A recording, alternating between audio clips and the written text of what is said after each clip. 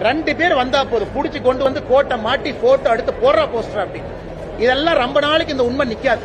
இதை நம்ம டிஆர்பி ராஜா அண்ணன் ரொம்ப கன்வீனியன்டா பாக்ஸ்கான் வந்தாங்க, ஒரு போட்டோவை போட்டு 15,000 கோடி 14,000 வேலை வாய்ப்பு அப்படி அப்படின்னு அடிச்சு விட்டாரு.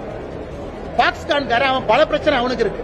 ஏன்னா ஆந்திரால இருந்து போன் பண்ணுவாங்க, மகாராஷ்டிரால இருந்து கூப்பிடுவாங்க, ஒரிசால இருந்து கூப்பிடுவாங்க.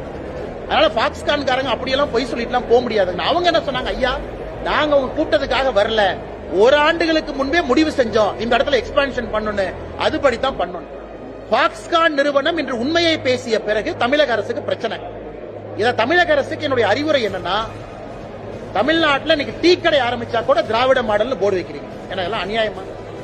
அங்க பாத்தீங்கன்னா ஆந்திர பிரதேசல அண்ணன் சந்திரபாபு நாயுடு $15 பில்லியன் 15 பில்லியன் விசாகப்பட்டினத்துல கூகுளை கொண்டு வந்து ஏஐ டேட்டா சென்டர் சத்தமே இல்லாம இறக்கிட்டார்.